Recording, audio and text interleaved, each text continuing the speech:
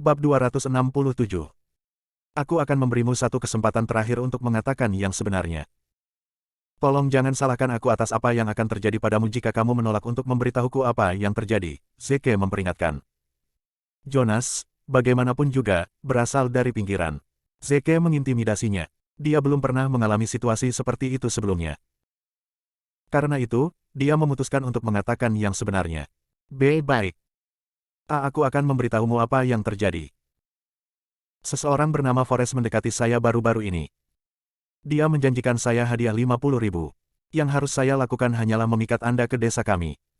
Namun, saya belum menerima pembayaran saya. Zeke bergumam sebagai balasan, Forrest. Frankie Forrest. Apakah itu namanya?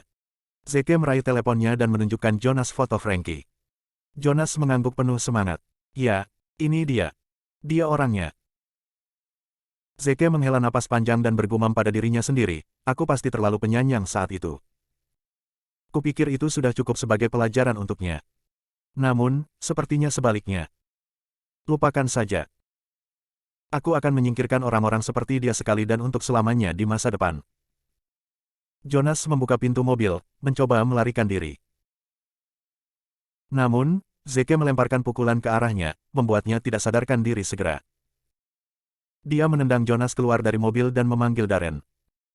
Ada kakek tua yang tidak sadarkan diri di perbatasan antara kota O'Hare dan distrik Riverdale. Dia berbohong padaku. Aku ingin kau memberinya pelajaran atas namaku. Darren menjawab, baiklah. Saya akan menyelesaikannya secara pribadi. Zeke kemudian segera berbelok tajam dan bergegas pulang. Dia punya firasat buruk sejak Jonas muncul di depannya. Namun, dia memutuskan untuk bermain bersama Jonas karena dia ingin mencari tahu apa yang sedang terjadi. Hanya beberapa saat sejak saya pergi. Saya harap semuanya baik-baik saja dengan Leslie. Firasat Zeke benar. Sesuatu telah terjadi pada Leslie. Dia kembali ke markas Linton Group, tetapi Leslie tidak bisa ditemukan dimanapun, dia tidak ada di kantornya. Zeke meraih teleponnya dan segera menelepon Leslie. Namun, dia tidak dapat menghubunginya karena teleponnya dimatikan. Jantung Zeke berdetak kencang. Brengsek. Itu pasti Frankie. Aku tidak percaya dia bisa mengalahkanku secepat ini. Dia berhenti ragu-ragu dan memanggil Evan. Evan, aku ingin kau segera menunjukkan lokasi persis Leslie melalui GPS ponselnya. Evan memperhatikan instruksinya dan menjawab, baiklah. Saya akan mengerjakannya sekarang juga. Dalam 2 menit, Zeke menerima SMS dari Evan. Telepon Nona Leslie telah dimatikan, tetapi sinyal terakhir telah dikirimkan dari The Nightingale. Jawab Zeke. Burung bulbul. Aku akan segera ke sana. Saya ingin Anda mencari tahu siapa orang-orang di balik The Nightingale bagi saya. Tak lama, Zeke muncul di depan restoran. Namun, toko itu menutup pintunya rapat-rapat. Sesuatu yang mencurigakan jelas terjadi karena mereka sebenarnya menghentikan operasi mereka selama jam makan. Zeke tidak ragu lagi. Dia langsung menginjak pedal gas. Mobilnya dipercepat, dia akan menerobos masuk ke hotel dengan paksa. Bam! Akibatnya, suara keras bisa terdengar saat pintu garasi besi dan jendela pecah berkeping-keping. Mobil Zeke tidak menunjukkan tanda-tanda melambat. Dia hanya berhenti setelah dia berhasil sampai ke lobi. Keributan itu membuat Emily dan Shirley khawatir. Shirley kesal dan mengutuk, persetan. Siapa itu? Penjaga. Ikuti aku. Ada penyusup yang harus kita singkirkan. Frankie sedang mengalami saat-saat terbaik dalam hidupnya bersama Leslie saat ini. Shirley tidak mungkin membiarkan siapapun mengganggu sesi. Frankie telah menjanjikan investasi 10 juta padanya, itu mungkin dipertaruhkan jika ada yang menghalangi jalannya. Kesucian Leslie tidak seberapa dibandingkan dengan 10 juta investasi yang dijanjikan Frankie padanya. Emily hendak keluar untuk mencari tahu apa yang sedang terjadi, tetapi dia berhenti saat dia melihat Zeke keluar dari mobil. Brengsek. Kenapa Zeke di sini? Bagaimana dia bisa bergegas kembali dalam waktu sesingkat itu? Bagaimana Frankie mengatur agar dia dibawa pergi? Bab 268. Emily punya firasat buruk. Dia tahu dia akan hancur jika dia muncul di depan Zeke. Dia ragu-ragu untuk beberapa waktu sebelum dia membawa dirinya kembali ke kamar VIP. Frankie, yang berada di kamar VIP sebelah, mendengar keributan itu yang terjadi di luar sana. Emily menjawab, bukan apa-apa. Beberapa orang bodoh yang kurang ajar telah berhasil masuk, tapi Shirley sedang mengerjakannya saat kita bicara. Tolong jangan mengindahkannya dan nikmatilah, Tuan Forrest. Jawab Frankie. Dia tidak repot-repot meragukan kata-kata Emily. Sementara itu, Shirley memimpin anak buahnya dan mengepung Zeke di lobi hotel. Brengsek. Apakah kamu buta? Beraninya kamu menjalankan mobilmu melalui pintu masuk hotelku. Shirley tidak tahu bahwa pria di depannya tidak lain adalah Zeke, suami Lacey. Zeke menatap tajam dan mengamati sekeliling. Dia bertanya dengan nada tidak berperasaan, di mana Lacey? Shirley akhirnya tahu apa yang sedang terjadi. Kaulah yang selama ini hidup dari Lacey. Aku akan memberitahumu di mana dia, tapi kamu harus berlutut dan memohon padaku dulu. Aku ingin kamu memberitahu Emily bahwa kamu menyesal telah meninggalkannya. Kau harus memberitahunya betapa kau menyesali tindakanmu dan bagaimana seharusnya kau memilihnya daripada Lacey. Jadi Lacey memang ada di sini. Faktanya, sepertinya Emily berada di balik ini lagi. Brengsek. Dia menyebalkan. Aku akan menyingkirkannya sekali dan untuk selama-lamanya. Tiba-tiba, mereka mendengar keributan datang dari lantai 2. Pupil Zeke mengerut saat dia berpikir. Lacey mungkin dalam bahaya. Dia bergegas ke atas. Shirley kehilangan ketenangannya dan berteriak, sialan. Apakah kamu tuli? Aku ingin kamu berlutut dan meminta maaf atas apa yang telah kamu lakukan. Semuanya. Tangkap dia. Anak buah Shirley mendekati Zeke dengan senyum jahat di wajah mereka. Tiba-tiba, Zeke bergegas ke sisi Shirley dan meraih kedua lengannya. Dia mengubahnya menjadi senjatanya dan memutar-mutarnya. Zeke adalah orang yang kuat. Dia menghasilkan suara gemerisik hanya dengan memutar Shirley sebagai senjatanya. Mereka yang diserang oleh Shirley dikirim terbang ke tanah. Anak buah Shirley disingkirkan hampir seketika dalam hitungan detik. Akhirnya, Zeke melepaskan Shirley dan membebaskannya juga. Zeke mengirimnya terbang seperti yang lain. Dia akhirnya berhenti ketika dia mengetuk dinding hotelnya. Kedua lengannya benar-benar terkilir, mulai dari bahu, siku, dan pergelangan tangan. Shirley menjerit kesakitan dan darah menyembur keluar dari mulutnya saat dia mencoba berbicara. Dia terbatuk saat dia tersedak darahnya sendiri. Zeke tidak membuang waktu dan segera bergegas menuju lantai 2. Shirley berteriak dengan marah, beraninya kau memukulku, dasar pengecut. Suamiku adalah Darren. Dia orang paling kuat yang berafiliasi dengan dunia bawah kota O'Hare. Aku akan membuatnya menghabisimu. Sebaiknya kau segera pergi dan mohon maaf. Bibir Zeke melengkung ke atas ketika dia mendengar kata-kata Shirley. Darren, apakah Anda berbicara tentang antek saya? Sementara itu, di kamar VIP di lantai 2. Lacey akhirnya merasakan efek alkohol yang akhirnya menendang dan membuat lututnya lemas. Penglihatannya menjadi kabur, dan dia tidak bisa lagi menenangkan diri. Dia menggigit lidahnya dengan sekuat tenaga saat dia mencoba yang terbaik untuk menenangkan diri. Lacey mencoba menjauh, menjaga jarak dari Frankie. Kakau. Brengsek. Menjauh. Dariku. Frankie memasang senyum mesum di wajahnya dan memperingatkan Lacey, berhentilah berjuang. Kamu tidak bisa lari dariku. Cepat dan segera pergi. Aku ingin kamu berlutut dan meniup peluitku. Aku akan mengizinkanmu menjadi salah satu gundiku jika kau berhasil menyenangkanku. Lacey berteriak pada Frankie, dasar cabul. Apa kau tidak malu sama sekali? Suamiku. Dia pria yang hebat. Dia pasti akan mengejarmu dan menyelamatkanku. Frankie tertawa terbahak-bahak ketika mendengar kata-kata Lacey. Maaf mengecewakanmu, tapi aku khawatir suamimu saat ini terjebak di pinggiran. Mungkin dia bahkan dipukuli oleh orang lain saat kita berbicara. Frankie menerkam Lacey tepat setelah dia menyelesaikan kalimatnya, karena dia tidak bisa lagi menahan nafsunya. Lacey terjebak di bawah Frankie karena dia tidak bisa menghindarinya tepat waktu. Tolong. Tolong aku. Tolong. Teriak Lacey, dengan histeris mencoba menjangkau yang lain. Seseorang menerobos masuk ke kamar VIP sebelum Frankie bisa mencapai apa yang dia pikirkan. Bam! Kedengarannya seolah-olah pintu telah dihancurkan. Bab 269. Lacey dan Frankie melihat ke arah pintu masuk. Yang pertama merasa senang, sementara yang terakhir merasa ngeri ketika mereka tahu siapa yang berhasil masuk ke suite VIP. Persetan. Bagaimana dia bisa kembali dalam waktu sesingkat itu? Kakek tua sialan itu. Dia bahkan tidak bisa melakukan instruksi yang begitu sederhana. Lacey berteriak sekuat tenaga, Zeke. Tolong aku. Frankie ngeri dan menjauh dari Lacey saat Zeke segera bergegas. Namun, dia bukan tandingan Zeke dalam hal kecepatan. Zeke mendapat di jalan dan meraih kepalanya. Dia mengirim Frankie terbang semua jalan sampai ke langit-langit. Frankie diluncurkan ke udara sekali lagi. Dia menabrak kipas langit-langit berkecepatan tinggi yang terpasang. Darah menyembur kemana-mana di ruangan itu saat kipas angin berkecepatan tinggi menguliti bagian atas kulit kepala Frankie. Dia memecahkan meja begitu dia kembali ke tanah. Kaca mata pecah menembus tubuhnya sebagai hasilnya. Arg! Frankie memegangi kepalanya dan berteriak kesakitan. Zeke segera berjongkok dan meminta maaf. Maafkan aku karena terlambat, Lacey. Huhu. Lacey, yang berhasil keluar tanpa cedera, menangis di antara lengan Zeke. Maafkan aku. Maafkan aku. Aku seharusnya tidak menentang kata-katamu. Aku seharusnya tidak meninggalkan markas. Zeke berpegangan erat pada Lacey di antara kedua lengannya.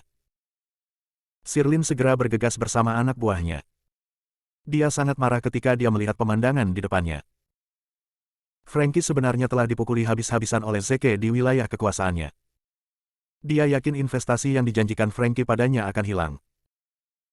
Ini semua salah Lacey dan suaminya yang tidak berguna. Shirley berteriak marah, Zeke. Beraninya kau menyodok hidung Anda ke dalam bisnis saya. Saya akan mendapatkan suami saya untuk menyingkirkan Anda. Darren akan segera datang. Anda lebih baik berlutut dan memohon Tuan. Forrest, maaf jika Anda tidak ingin mati. Zeke menatap tajam ke arah Shirley. Darren, itu kartu truf terakhirmu. Bagus. Aku juga tidak punya niat untuk melawan wanita jorok sepertimu. Aku akan membuat Darren menyingkirkanmu atas namaku. Brengsek. Kamu memang orang yang sombong, bukan? Teriak Shirley dengan marah. Darren adalah sosok paling kuat di dunia bawah kota O'Hare.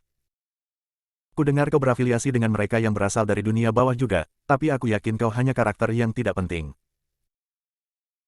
Beraninya kau bergerak melawan wanita dengan sosok yang begitu menonjol. Kau sama saja sudah mati. Zeke menjawab, ha. Shirley menjadi sangat marah karena betapa tenang dan tenangnya Zeke. Dia memutuskan untuk mengancam Lacey sebagai gantinya, sebaiknya Anda membuat suami Anda berlutut dan memohon belas kasihan. Mungkin saya akan melepaskan Anda dari jerat dan menyelamatkan suami dan hidup Anda jika Anda berhasil menyenangkan Tuan Forrest, Lacey. Aku telah memutuskan untuk memberimu kesempatan lagi karena kamu adalah temanku. Lebih baik kamu menghargai kesempatan langka ini. Huff. Tuan Forrest adalah orang kaya dan berpengaruh. Suamimu hanyalah seorang pengecut. Kamu pasti sudah kehilangan akal untuk menikah dengan pecundang seperti itu. Lacey telah menangis di antara lengan Zeke selama ini, dia benar-benar ngeri. Dia tidak tahu apa yang Shirley bicarakan karena efek alkohol. Shirley menggertakkan giginya dan memperingatkan mereka, baik. Sepertinya kalian memang memiliki permintaan kematian. Baiklah, aku akan memenuhi keinginanmu itu. Jangan khawatir, Tuan Forrest. Aku akan membalaskan dendammu hari ini. Tiba-tiba, suara menghebohkan seorang pria marah bisa terdengar datang dari bawah. Apa yang terjadi di sini? Itu suara Darren. Darren telah bergegas setelah dia menyingkirkan Jonas. Shirley senang dan berseru, Darren akhirnya datang. Kalian berdua harus bersiap-siap untuk apa yang akan terjadi selanjutnya. Dia bergegas keluar dan segera menyambut Darren. Sementara itu, Darren memimpin anak buahnya naik ke lantai 2. Pupil matanya mengerut ketika dia melihat betapa menyedihkannya kondisi Shirley. Apa yang terjadi, Shirley? Darren, kamu harus membelaku. Orang bodoh yang kurang ajar menabrakkan mobilnya melalui pintu masuk hotel kita. Aku mencoba memintanya untuk mengganti kerugian kita, tetapi dia malah memukuli kita. Shirley meratap, berbohong kepada Darren tentang apa yang telah terjadi. Ah. Akibatnya, lenganku patah. Bab 270. Apa? Seseorang benar-benar menabrakkan mobilnya melalui pintu masuk hotel kita. Beraninya dia menolak kompensasi dan memukuli anak buahku. Dasar orang bodoh yang kurang ajar. Apakah kamu sudah memberitahunya bahwa kamu berafiliasi denganku? Sirlin menjawab, ya, tapi itu hanya memprovokasi dia lebih jauh. Darren semakin marah. Huff. Sepertinya dia sengaja memilihku, kan? Jangan khawatir, Sirlin. Kami tidak menggertak orang lain, tapi bukan berarti kami tidak mampu membela diri. Aku tidak akan membiarkan siapapun mempermalukan kita. Aku tidak sabar untuk melihat orang bodoh yang kurang ajar yang memiliki keberanian untuk membuat kekacauan di wilayahku. Darren tidak bisa lagi menahan emosinya saat dia bergegas ke kamar VIP dengan marah. Namun, dia berbalik dan bertanya sekali lagi setelah membuat beberapa langkah, Sirlin, apakah kamu yakin pihak lain adalah satu-satunya yang bersalah? Kamu telah mengatakan yang sebenarnya selama ini, kan? Sirlin merasa malu, tetapi dia menunjukkan sikap tegas dan mengangguk. Tentu saja. Darren meyakinkan Sirlin, jika itu masalahnya, jangan khawatir. Dia melihat darah berceceran di mana-mana saat dia berjalan ke kamar VIP. Itu adalah akibat dari kulit kepala Frankie yang berdarah. Darah telah memuntahkan kemana-mana karena telah dikupas oleh kipas langit-langit. Sungguh pemandangan yang mengerikan. Darren mengamati sekeliling. Akhirnya, tatapannya mendarat pada Zeke dan Lacey saat dia mendeteksi kehadiran mereka. Lacey, yang berada di antara lengan Zeke, meratap, gemetar ketakutan. Pikiran Darren terpesona saat melihat Zeke. Apa-apaan? Mengapa Tuan Williams ada di sini? Apakah Sirlin benar-benar menyinggung Tuan Williams? Lacey menangis tanpa henti sejak kami memasuki ruangan. Apakah dia diganggu oleh orang lain? Semua orang tahu betapa Tuan Williams memuja istrinya. Seseorang dapat menyinggung perasaannya, tetapi tidak pernah istrinya karena istrinya selalu menjadi batasnya. Darren ingat bagaimana Zeke melawan 300 orang dengan tim yang terdiri dari 20 orang hanya untuk melindungi Lacey. Dia ketakutan dan basah oleh keringat saat melihat Zeke dan Lacey.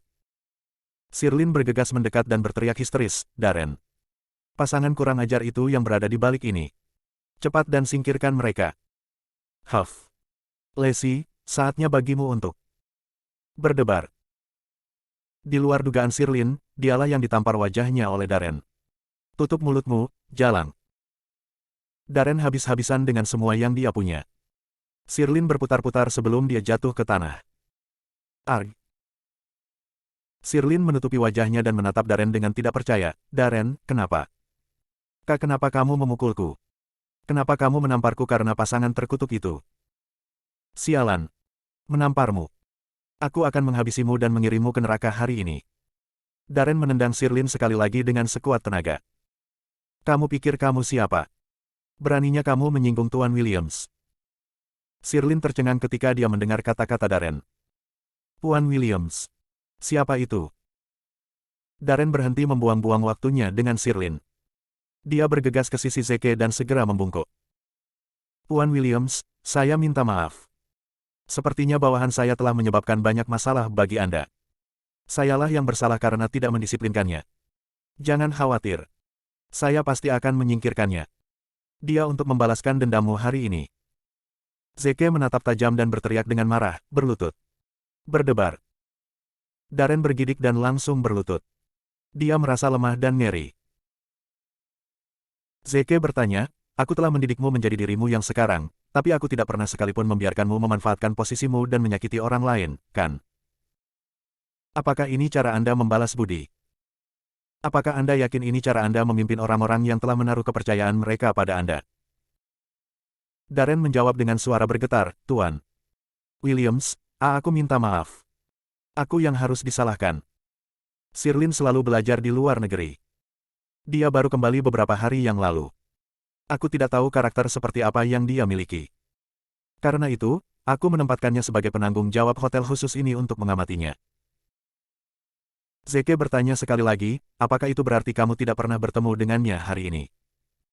Darren menjawab, tidak. Aku bersumpah. Aku baru bertemu dengannya 2 hari yang lalu.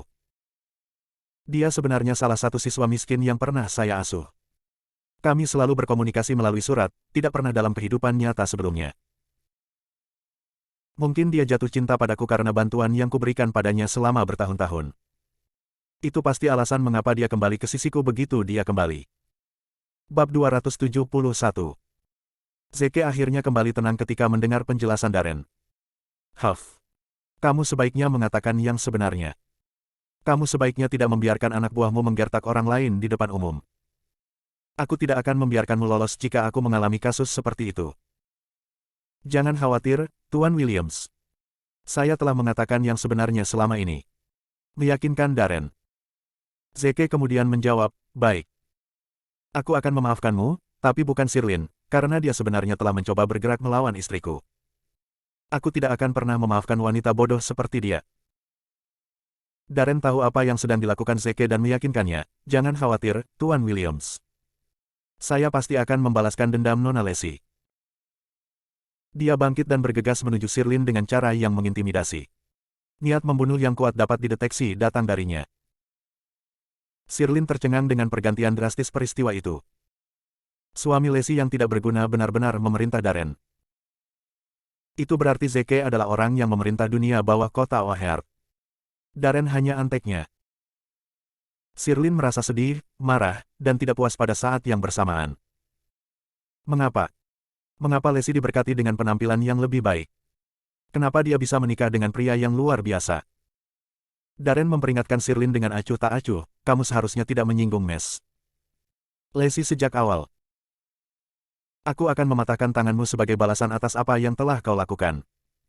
Mudah-mudahan, Mes. Lacey akan memaafkanmu setelah hukumanmu. Sirlin merasa ngeri dan segera memohon belas kasihan. Darren, maafkan aku. Aku bersalah, tapi tolong selamatkan aku. Aku sudah kehilangan sepasang tanganku. Aku tidak mungkin menerima pukulan darimu lagi. Aku tidak ingin mati. Aku belum membalas kebaikanmu. Darren akhirnya menyadari sepasang lengan Sirlin yang kaku. Sepertinya itu sudah rusak sebelumnya bahkan sebelum dia sampai di hotel. Dia menjawab dengan acuh tak acuh, seperti biasa. Karena lenganmu sudah patah, aku harus mematahkan kakimu sebagai gantinya. Dia menginjak kaki Sirlin begitu dia menyelesaikan kalimatnya. Retakan. Suara keras terdengar saat tulang Sirlin hancur berkeping-keping. Sirlin hampir pingsan karena sensasi menyiksa yang dia rasakan. Sirlin langsung menangis saat Darren akan mematahkan salah satu kakinya lagi. Dia berteriak histeris dan mengulurkan tangan pada Lacey. Lacey. Tolong. Selamatkan aku. Kita sahabat, bukan? Aku akan berlutut dan memohon pengampunanmu. Ini salahku. Maafkan aku. Kami adalah teman baik. Kamu tidak mungkin membunuhku. Kata-kata Sirlin mencapai Lacey dan membuatnya sadar kembali. Dia menatap Sirlin dengan sepasang matanya yang melotot saat dia menggertakkan giginya. Sirlin, aku selalu memperlakukanmu sebagai salah satu teman terdekatku. Aku tidak percaya kamu sebenarnya. Lupakan saja. Aku tidak punya teman yang menyedihkan sepertimu. Aku akan melepaskanmu sekali ini. Pergi dari pandanganku mulai hari ini dan seterusnya. Kita tidak berhubungan lagi. Sirlin menghela napas panjang lega saat beban terangkat dari pundaknya. Namun, Lacey itu benar-benar kecewa karena dia tidak pernah menyangka dia teman terbaik untuk mengubah dirinya kembali melawan dia. Pengkhianatan itu terasa mengerikan. Faktanya, tidak ada kata yang bisa menjelaskan bagaimana perasaan Lacey. Zeke menyeka air mata Lacey sebelum dia berbalik dan menatap Frankie. Aku yakin inilah saatnya untuk menyelesaikan skor yang kita miliki di antara kita, Frankie. Frankie bergidik tiba-tiba, merasa ngeri juga. Zeke, aku akui. Aku mungkin meremehkanmu sebelumnya. Namun, aku yakin Darren dan Evan juga bukan tandingan keluarga Forrest. Tidak akan ada bedanya bahkan jika kamu mengenal mereka. Dia kemudian melanjutkan, aku akan membuat keluarga Forrest menjauh darimu, tapi kamu harus membebaskanku sekarang juga. Kalau tidak, aku akan membuat orang-orang dari keluarga Forrest menghancurkanmu dengan semua yang kami miliki. Zeke tersenyum ketika dia menjawab, Aku ingin tahu siapa yang memberimu keberanian untuk mengucapkan kata-kata seperti itu terhadapku. Dia meraih sebotol anggur di atas meja dan menghantamkannya ke kaki kiri Frankie dengan sekuat tenaga tepat setelah dia menyelesaikan kalimatnya.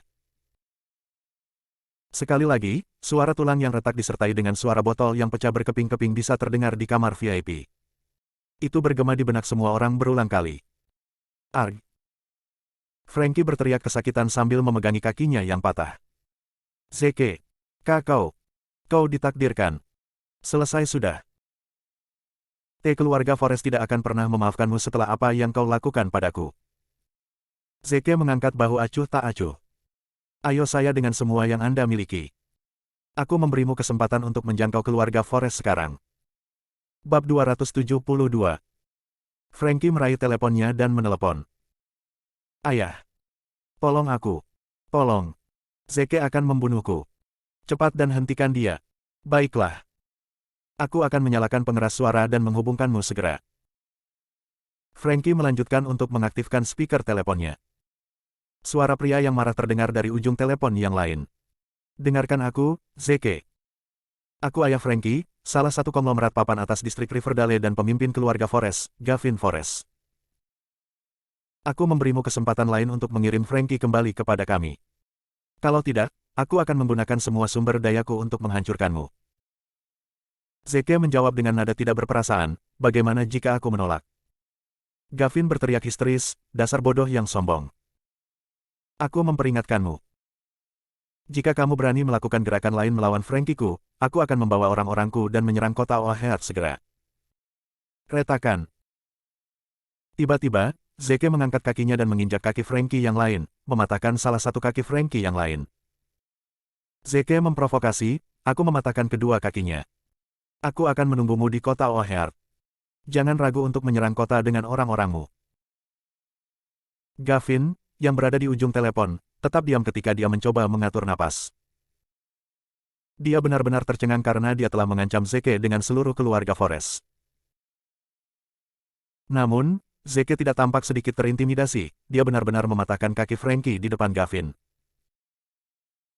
Gavin merasakan hawa dingin menjalari punggungnya saat teriakan Frankie terdengar dari ujung telepon yang lain. Zeke pasti sudah kehilangan akal. Dia benar-benar siap untuk membunuh Frankie. Gavin mencoba yang terbaik untuk menekan kemarahan dan ketakutannya. Zeke, saya kenalan dekat wali kota O'Hare City. Berhenti melakukan hal sembrono. Aku akan menelepon wali kota dan memintanya untuk membicarakan semuanya denganmu segera. Jika kamu mencoba sesuatu yang sembrono lagi, wali kota O'Hare City akan menyingkirkanmu sekali dan untuk selamanya. Zeke mengangkat kakinya sekali lagi dan menginjak area selangkangan Frankie. Akibatnya, celana Frankie diwarnai merah saat darah mengucur dari lukanya.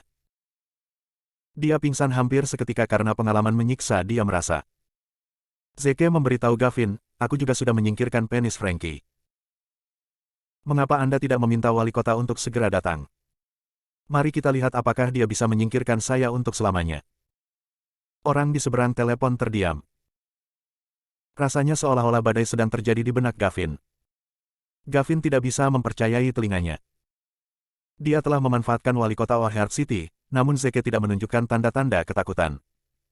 Dia benar-benar terprovokasi oleh kata-katanya. Dia seorang maniak. Gavin tidak bisa lagi menahan diri. Dia berteriak histeris, Zeke. Aku akan membunuhmu. Aku pasti akan membunuhmu. Frankie adalah putra tunggal Gavin. Akhirnya, dia akan mengambil alih posisinya sebagai pemimpin keluarga Forest. Namun, Frankie menjadi mandul sebelum dia bisa menikah dengan seseorang. Gavin tidak mungkin bisa menenangkan dirinya lagi. Gavin menutup telepon dengan marah dan segera membuat panggilan lain. Wali kota, saya ingin Anda membantu saya. Sementara itu, Zeke, yang berada di ujung telepon, tidak menunjukkan tanda-tanda penyesalan atau ketakutan. Dia bersikap santai, seolah-olah dia tidak mengindahkan ancaman Gavin. Darren bertanya hati-hati, Tuan Williams, apa yang harus kita lakukan selanjutnya? Saya mendengar wali kota O'Hare City adalah relatif keluarga Forest dari distrik Riverdale. Aku takut bahkan Tuan. Snyder tidak akan dapat menyelesaikan masalah jika ia mencoba untuk mengganggu. Lacey juga mengungkapkan keprihatinannya, Zeke, haruskah kita mengirim Frankie kembali? Mari kita menyerah pada mereka jika perlu, oke. Zeke menjawab dengan senyum di wajahnya, jangan khawatir. Dia hanya seorang wali kota.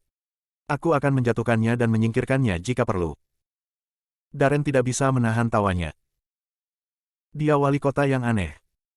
Apakah Anda benar-benar berpikir Anda dapat menjatuhkannya seperti yang Anda inginkan? Mungkin keluarga Forest dari distrik Riverdale juga tidak mampu melakukan hal gila seperti itu. Zeke meraih teleponnya dan menelepon Soul Wolf. Aku butuh bantuanmu. Tolong singkirkan wali kota O'Hare City untukku. Baiklah. Selain itu, aku akhirnya tahu apa yang terjadi dengan perintah sebelumnya darimu, jawab Soul Wolf. Zeke langsung bertanya lagi, oh, siapa dalang di balik rumor itu? Kenapa dia ingin kita mati? Bab 273.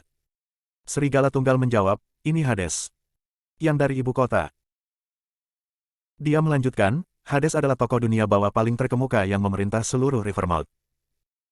Mungkin dia mengejar kita untuk membalas dendam karena kita telah mengambil alih kekuatan dunia bawah kota O'Hare. Zeke memiliki seringai jahat di wajahnya ketika dia mendengar kata-kata serigala tunggal. Neraka. Sungguh pria yang brilian. Dia mencoba menyingkirkan kita melalui keluarga Forest. Sayang sekali. Dia memilih orang yang tidak mampu untuk mengejarku. Faktanya, Hades hampir tidak bisa menyakitiku, apalagi mereka yang lebih rendah darinya. Tidak apa-apa. Karena dia memutuskan untuk mengejarku, aku harus membalas budi untuk membuktikan diri. Kalau tidak, mereka mungkin salah mengartikan saya sebagai orang lemah. Aku akan membalas budimu kali ini. Saya akan menyingkirkan Anda dan mengambil alih domain Anda. Zeke menjawab, saya mengerti. Jangan khawatir tentang itu. Aku hanya ingin kamu melanjutkan tugasmu selanjutnya. Baiklah, Zeke, jawab serigala tunggal. Soul Wolf segera pergi setelah dia menutup teleponnya. Dia bergegas menuju pusat administrasi pemerintahan kota O'Hare. Kendaraan seorang pejabat pemerintah melewati kendaraannya tepat ketika ia mendekati pusat administrasi. Pihak lain juga melaju kencang. Dia yakin itu tidak lain adalah wali kota O'Hare City di kendaraan tersebut setelah dia mengintip plat nomor kendaraan yang terdaftar. Soul Wolf berbelok tajam dan mengejar kendaraan tersebut. Dia sepenuhnya memanfaatkan Santana yang sudah usang dan berhasil mencapai kecepatan 150 km per jam di jalan yang rusak. Soul Serigala telah tertangkap dengan naik eksekutif pemerintah dalam hitungan menit 10. Bahkan, ia mengemudi berdampingan dengan kendaraan tersebut. Dia berbelok tajam di depan kendaraan eksekutif pemerintah, memaksa mereka berhenti. Seorang pria kekar dengan setelan tuxedo lengkap berjalan keluar dari mobil dengan ekspresi muram di wajahnya. Dia tidak lain adalah wali kota O'Hare City. Wali kota bergegas menuju Santana. Dia melepaskan Soul Wolf dari tempat duduknya tepat setelah dia membuka pintu kendaraan. Dasar sialan. Apa kau tidak tahu cara mengemudi yang benar? Apa kau benar-benar buta? Persetan. Aku sedang terburu-buru. Kalau tidak, aku pasti akan menghabisimu sekarang. Soul Wolf bertanya dengan seringai di wajahnya, apakah Anda wali kota? Huff. Sepertinya kamu tidak bodoh. Berlutut dan segera memohon belas kasihan. Aku tidak punya waktu untuk dihabiskan denganmu lagi. Wali kota mencibir. Soul Wolf menjawab, sebagai eksekutif pemerintah, Anda telah melanggar hukum dengan mengemudi di atas batas kecepatan. Selain itu, Anda telah menyinggung saya, supervisor Anda. Saya di sini untuk memberitahu Anda tentang fakta bahwa Anda telah diberhentikan. Sang wali kota tertawa terbahak-bahak meskipun kemarahan luar biasa mendidih dalam dirinya. Siapa kamu? Kamu pasti sudah kehilangan akal, kan? Siapa yang memberimu keberanian untuk menjadi diri sendiri di depanku? Soul Wolf meraih dokumen resmi yang dia bawa dan menunjukkannya kepada wali kota. Inilah yang memberi saya keberanian untuk menjadi diri saya sendiri di depan Anda. Wali kota bergidik penuh semangat dan pergi lemah dalam berlutut setelah ia mengambil mengintip di dokumen. Dia jatuh ke tanah. Jenderal yang maha kuasa. Brengsek. Bukankah dia seharusnya berada di kota O'Hare dalam beberapa hari lagi? Kenapa dia muncul entah dari mana? Kenapa dia mengejarku? Aku ditakdirkan. Aku sudah mati. Gavin buru-buru mengumpulkan sekelompok pria, dan mereka berjalan ke kota O'Hare. Dia memutuskan untuk menelepon Zeke lagi karena dia takut Zeke akan menghabisi Frankie saat dia dalam perjalanan ke kota O'Hare. Zeke, wali kota akan segera tiba. Kamu sebaiknya bersikap sampai wali kota muncul. Kalau tidak, aku tidak bisa berbuat apa-apa jika dia memutuskan untuk membunuhmu. Zeke menjawab dengan acuh tak acuh, aku khawatir kehadirannya tidak akan mengubah hasilnya. Gavin bertanya, apa maksudmu? Zeke menjawab, maksudku, aku sudah menyingkirkannya. Dia hanyalah warga negara biasa, bukan lagi seorang eksekutif pemerintahan. Gavin mencibir sebagai balasan, sepertinya kamu seorang profesional dalam hal berbohong, bukan? Sementara itu, sekretaris Gavin, yang berada di sisinya, menerima telepon. Dia segera mengangkat panggilan itu. Halo. Tak lama, wajah sekretaris Gavin menjadi pucat saat dia menjatuhkan teleponnya. Pak Forrest, sesuatu yang salah. Gavin yang kesal, berbalik dan memelototinya. Tenang. Berhenti menakuti dirimu sendiri. Apa yang terjadi? Sekretarisnya mengatakan kepadanya, saya baru saja menerima berita tentang pemecatan wali kota O'Hare City. Apa? Gavin berteriak tak percaya, menjatuhkan ponselnya. Dia menutupi dadanya dengan tangannya saat dia ambruk di kursi mobil. Wali kota benar-benar telah diberhentikan. Apakah itu berarti Zeke yang berada di belakangnya? Seberapa berpengaruh Zeke? Tokoh terkemuka mana yang membuat anak saya tersinggung? Bab 274. Sekretaris Gavin benar-benar terkejut dan memerintahkan pengemudi, cepat. Kita harus buru-buru ke rumah sakit. Tuan Forrest mengalami serangan jantung. Pengemudi itu berkeringat deras sejak Gavin pingsan. Bagaimana dengan Tuan Forrest Junior?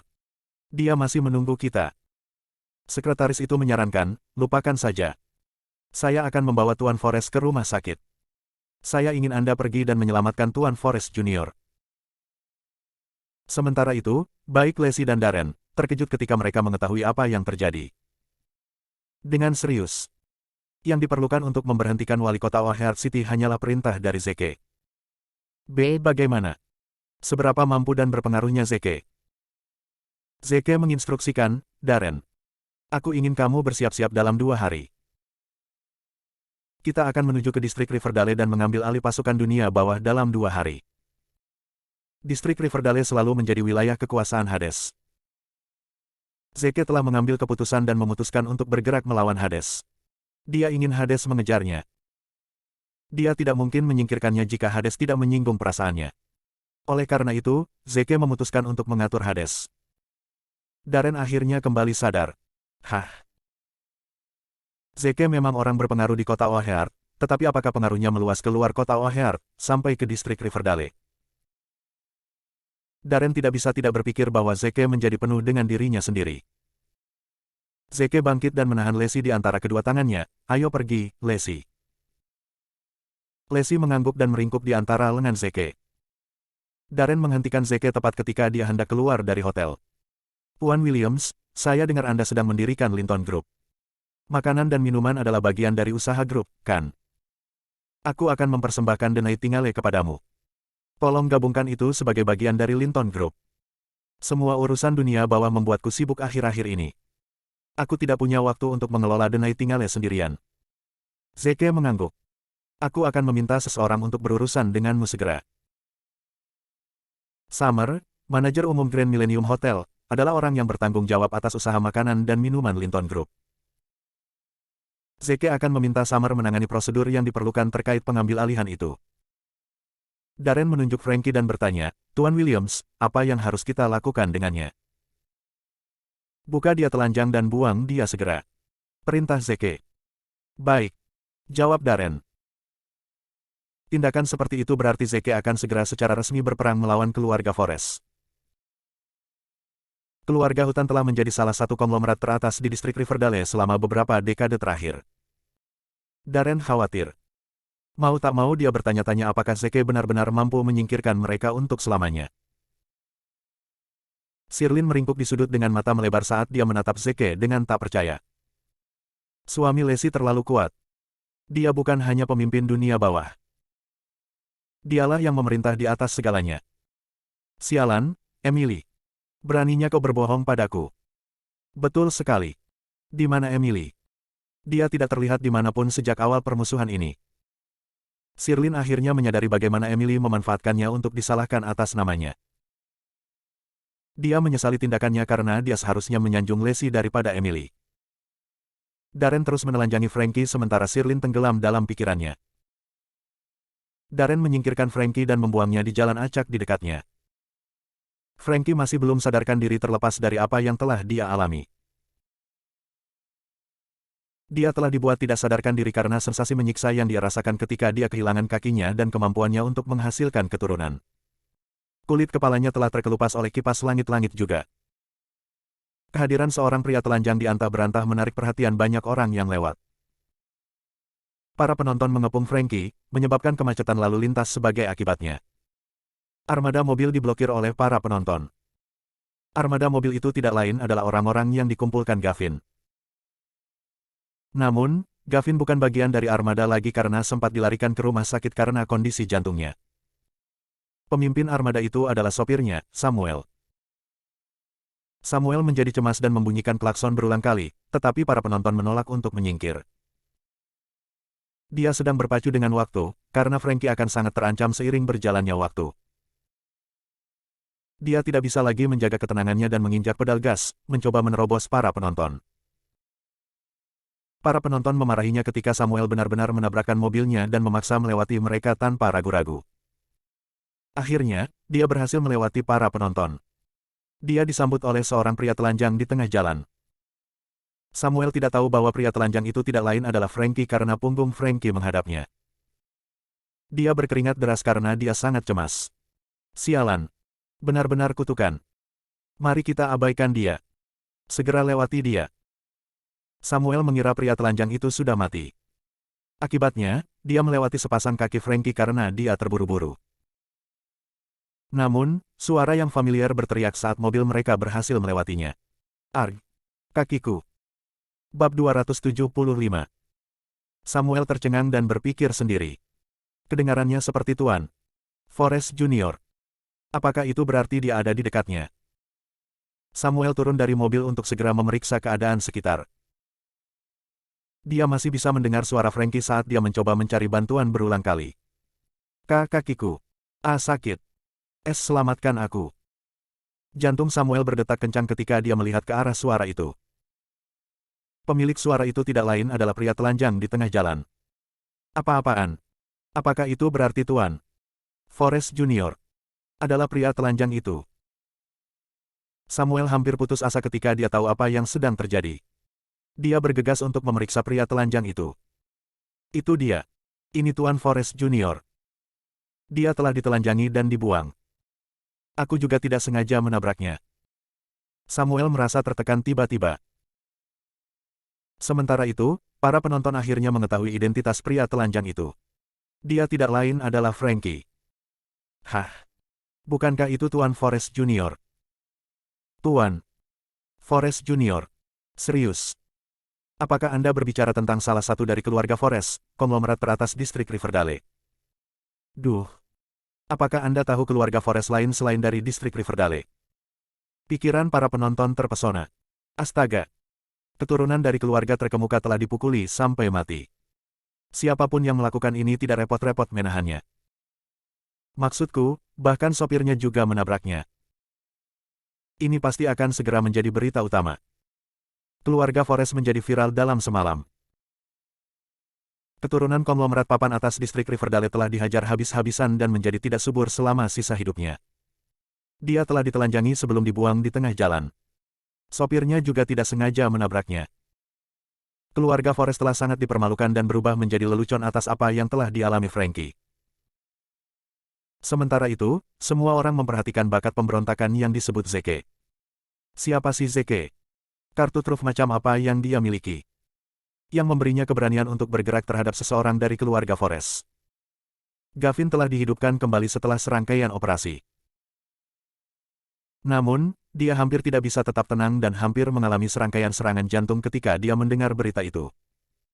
Zeke, kamu sekarang adalah musuh terbesar keluarga Forrest. Aku akan menyeretmu ke neraka bersamaku. Samuel, beritahu semua orang dari keluarga Forrest bahwa kita akan segera berperang melawan Zeke. Dia memesan. Segera. Jawab Samuel. Sementara itu, di Grand Imperial Tea House. Hades meluangkan waktu untuk menikmati secangkir tehnya sambil memeriksa setumpuk dokumen. Tumpukan dokumen itu merinci segala sesuatu tentang konflik antara Zeke dengan Frankie. Hades menyerahkan tumpukan dokumen ke Eclipse setelah dia memeriksa detailnya. Eclipse mengambil alih tumpukan dokumen dan memeriksanya juga. Hades menghela napas panjang. Seorang pemuda nekat seperti dia ini. Sepertinya dia tidak menyadari konsekuensi yang mungkin ditokok untuk dia karena perbuatannya. Aku yakin dia jelas bukan tandingan keluarga Forest dalam hal sumber daya. Namun, dia masih memutuskan untuk menyinggung keluarga Forest untuk menghilangkan dendam yang dia simpan terhadap mereka. Dia benar-benar bodoh. Orang bodoh seperti dia tidak akan bertahan lama di industri kita. Sepertinya keberuntungan tidak berpihak padanya. Eclipse belum menyuarakan pendapatnya tentang masalah khusus ini. Dia bertanya sebagai balasan, apakah Zeke terkait dengan pemecatan wali kota? Hades menggelengkan kepalanya dan berkata, aku sudah menemukan alasan di balik pemecatan wali kota. Dia diberhentikan karena dia telah menyinggung jenderal yang maha kuasa. Itu sama sekali tidak ada hubungannya dengan Zeke. Eclipse mengerutkan alisnya. Apakah itu berarti jenderal yang maha kuasa telah tiba di kota O'Hare? Hades mengangguk. Sepertinya begitu. Dia menerima telepon dari seseorang saat dia menyelesaikan kalimatnya. Nomor kontak pribadi Hades hanya diketahui oleh segelintir orang. Masing-masing dari mereka memiliki latar belakang yang menonjol. Dia segera mengangkat panggilan itu. Logan, yang berada di ujung telepon, mendesak, saya yakin kalian sudah mendapat kabar tentang kedatangan jenderal yang maha kuasa, kan? Karena dia saat ini berada di kota O'Hare, upacara penyambutan akan segera diadakan. Kamu harus mempercepat dan mendapatkan hak untuk mengawasi pembangunan Love in Avalon City. Guru tidak ingin orang lain memiliki hak untuk melaksanakan upacara penyambutan. Dia akan tidak senang jika seseorang mendahului kita dan mengambil alih hak untuk mengawasi pembangunan Love in Avalon City. Logan menutup telepon tepat setelah dia menyelesaikan kalimatnya. Dia tidak memberi Hades waktu untuk menanggapi kata-katanya. Hades memijat pelipisnya ketika dia merasakan sensasi berdenyut datang dari kepalanya. Aku khawatir kamu harus melakukan perjalanan khusus ini kali ini. Kita perlu memprovokasi keluarga Forest lebih jauh. Memprovokasi mereka adalah langkah penting karena kita membutuhkan keluarga Forest untuk menggunakan setiap sumber daya yang harus mereka kejar. Zeke. Eclipse mengangguk sebelum dia bangkit dan pergi. Eclipse, yang telah menjauh dari pandangan semua orang selama dekade terakhir, akan segera meluncurkan serangkaian serangan lagi. Segalanya tidak akan pernah sama lagi di Rivermouth. Namun, Hades dan Eclipse tidak tahu bahwa mereka sedang diincar oleh Zeke. Zeke bertekad dan akan membuat langkah terhadap Hades dan Eclipse untuk membalas dendam.